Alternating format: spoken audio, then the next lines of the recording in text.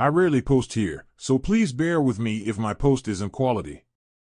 More or less a mind dump, the only two people who know the whole story is my current wife and Felix. I just want this off my mind. Backstory: my name is Jason, I come from a military family. That being said, my life was a bit different with me being the man of the house whenever Dad was away. I have a little brother with autism, a baby brother, and an older sister who's legally blind. We didn't always live in the nicest areas, so I made it a point to do whatever I could to take care of them. With that being said, I had additional responsibilities that didn't give me much time for friends. Perfect equation to end up being awkward and quiet. 5 years ago, I enlisted into the Army National Guard.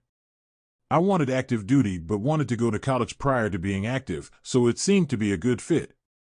I completed my training when I was 17 and went back to my home state. While in school, I met a kind and gentle woman who, we clicked well, and after a few dates over 3 months started to date officially, the first relationship I had. She enlisted not too long after, and we became dual military couple. For a while things were fine. Sex life was active, we'd go on date nights often, and our families were in good standing. A few months later we were at Thanksgiving dinner with my family when the topic went towards music and artists, a topic I personally have no knowledge of. Personally, I only use music while working out and never paid attention to it, simply used for background noise. She would talk about her love for political poetry and African American artists. When I was asked for my thoughts, I just kept it blunt: I don't really care, I'm not political and can care less. I just like music that sounds decent while I lift. I want to get hyped, not listen to someone's views mid-set.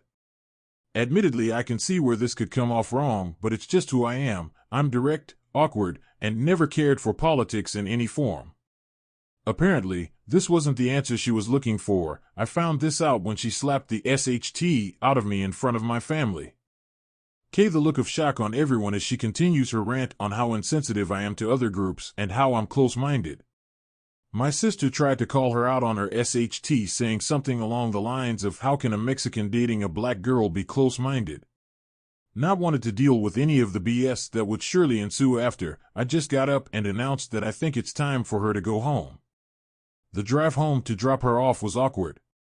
She tried to pretend like nothing happened while I'm over here trying to process how embarrassed the whole situation was.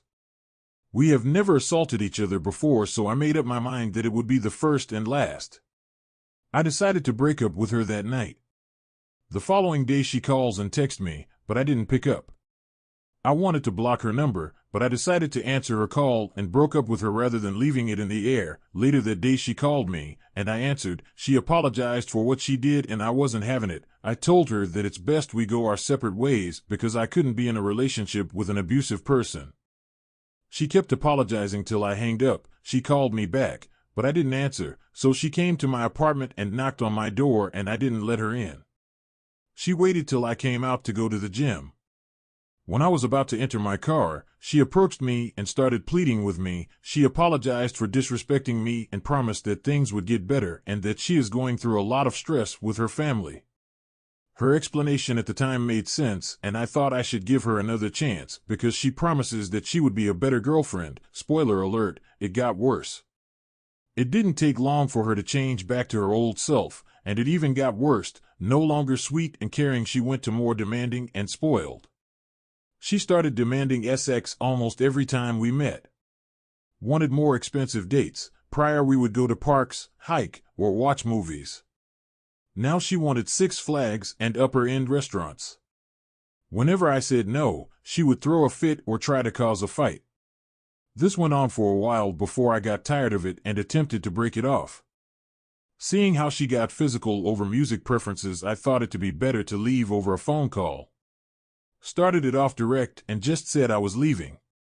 This is when she drops a bomb. I had a miscarriage in November. I'm sorry, that's why I've been different. What do you mean you had a miscarriage? We always used a condom. I had clumps in my period, and it looked like a miscarriage. I'm sorry, but that doesn't change much. Instead of communicating, you decide to hide it and treat me like SHT. But Jason, we had a baby. I'm just throwing it out there right now, I'm effing stupid. I was 18 and had no clue how the F any of this works. Well, now I feel guilty and broke. I stayed with her. Ensue utter hell for the next 12 months. For the sake of length, I won't do a play-by-play, but here's a few examples of things that followed. Always wanted to monitor my accounts. Got more physically and emotionally abusive. Used the miscarriage as a poker chip. Demanded sex once, ignoring me saying no in a movie theater and going through with it anyways. If caught, I would lose my military career. If I made a scene, I would more than likely still lose my career. Berated me whenever I didn't agree with politics. Tried to make me isolate from the very few friends I had. Always wanted to try unprotected sex, and cream pies tries to get people around us to see me as a bad guy. Anytime we used Plan B, she would complain about how I am deleting her baby. Etc., etc., etc. Few months later we both get orders. She gets 6 months orders and I get 3-month orders. The timeline is that I leave 1 week prior to her coming home, so we will not be seeing each other for 9 months. This will be important later. While she's on orders, I hang out with friends and they try to help rebuild what she tore down, trying to build me up to leave her. Being stupid and 18, I was hesitant to leave the first relationship. They called me stupid but said they'd always have my back no matter what happens. I ship out, she comes back. We have zero contact for the 3 months I'm out. I meet a lot of great people. One being someone who I would consider a brother in the future. We will call him Felix. After the orders, I get back home and head over to the GF apartment. I met an utter bombshell. Hey, welcome back. We're pregnant. I'm 4 months pregnant. What? At this point, I'm not thinking clearly. All I'm thinking about is how the hell I'm going to support a family at 19 and how much money I wasted on condoms and Plan B if the damn things didn't work. On the way back from her place, I picked up my first can of dip, cigs, while calling Felix. I explained the situation through barely coherent ramblings. God bless his heart, he was patient enough to let me finish when he broke the news. Look, Jason, I know you're in shock. I know you're not this effing stupid. You were on orders for how long? And how long was she on orders? How long did you two not have contact? She's 4 months along, right? No contact for 9 months, right? Take a step back, calm down and think. Hangs up. I'm now in my car, embarrassed as can be that I didn't think about the timeline until Felix mentioned it. I called her the next morning confirming dates before I break the news to her. You're 4 months pregnant when we've been on opposite parts of the country for 9 months. Now either my sperm is super sperm that shot 2,000 miles to you, that baby is Jesus 2.0, or simply that's not my baby. Over a year of abuse caught up with me. I no longer cared about trying to please her or messing up. I just did not give a SHT. She tried convincing me that it could be my kid, leading into a long convo best summed in not my problem. I break up with her and made it clear I wanted to be left alone. Just like before, she refuses to leave me alone, but this time, I blocked her number. Fast forward a few days and I get a DM from her parents. Jason, we understand how you feel, but this is your responsibility, and we need you at the next appointment to get tested for the sickle cell trait. I was going to ignore it until my family brought up that it might be possible for them to go to my unit or take me to court if I didn't have proof that it wasn't mine. So, I ended up going under the agreement that I will only get tested if the ultrasound puts the date within a realistic time frame. I get there, they do their thing, I wait for the doctor to come back. Doc, so I understand you're the dad? Me, well that depends, how far along is she? Doc, 4.5 months, me, I just got back from 3-month orders, and she got back from 6 months. We didn't have contact for 9 months. Things get awkward, Doc can't look me in the eye. I ask if it's humanly possible, she answers not, so that's that. Not my kid. I think it's all over. I was wrong. For the next few months, she would try to contact me via family, new numbers, fake socials. She sent people in her unit to attempt to contact me. I had on 2 occasions her friends or family try to enter the property. At this point it got so bad I was just done. I lost my first relationship. I lost the few friends I had. My performance at work has dropped so low I was viewed as a joke.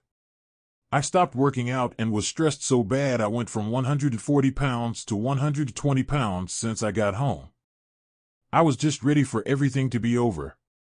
I had the barrel of my hunting rifle in my mouth just ready to end all the bull SHT. My phone lights up making me want to pull the trigger more out of fear of it being the ex, using fake number or her family. Then I noticed a ringtone. It was You Say Run from My Hero Academia. Felix ringtone. I pick up the call. Hey, Jason, I'm just calling to check in on you. How you doing? You are feeling all right? I broke down. First time in my life where I actually broke down crying. I tell him everything. What was going through my head, what I was about to do, everything that happened since our last phone call in the car. We had a 3-hour phone call about how to handle the situation and where I can get help. The next day I was in a therapist's office breaking down again, getting help that admittedly I probably needed over the years. One night I was out with a friend when we met an active military member that knew me and my ex-girlfriend. He was in my ex-unit, so he was serving at the same place where she was posted. I leveled with him and told him how abusive my girlfriend was and how I broke up with her. I got personal with him because I was trying to get him to tell me how my ex really was in base. He told me that he knew about 4 guys that she was intimate with during and around the time she got pregnant. He thought maybe we were in an open relationship, where we have broken up. Moreover, he didn't know me that well, so he didn't want to get himself in trouble. That made me mad even more because she tried to pin the baby on me and continued to harass me. She would show up at my apartment, try to get me in trouble, contacting people that I know to try to turn them against me. I decided to get a restraining order, took her to court, and she openly admitted to the harassment and the fact the child wasn't mine. Court decided to not grant the order to not hurt her military career, but gave her a warning that if she does anything I will be granted one. With that being said, I moved my ass to a different state to stay on the safe side. Fast forward a few years. I completed college and decided to stay National Guard. I now work in the cyber IT field. Married an amazing woman who I love, supportive and wants to grow and improve as a team. Felix would later delete himself November 3, 2021, something I personally feel guilt for on a daily basis. Last I checked, X was still bat SHT crazy stalking my life when she can. I want to share a few things. 1. If your gut and people who you hold close tell you to run, run. 2. Take care of the people around you. It only takes what seems like a minor mistake to cost you something that meant the world. 3. Something Felix told me: a soldier isn't just a title, it's a symbol of someone who endures and embraces hardship and pain and continues to move forward to care for the people around them. Made me realize that if I pulled that trigger, I would have left my siblings, the flesh and blood that I raised, alone without their older brother having their back. Thanks to him, I was able to reach out and help whole communities that I used to live in, bettering the lives of the people in them. I'm visiting his grave and family face to face with my wife in the spring. I want them to know what their sons and brothers' actions led to, and in return what effect that had not only on my life, but the communities I've reached out to. Their son died a hero to many. I want them to know that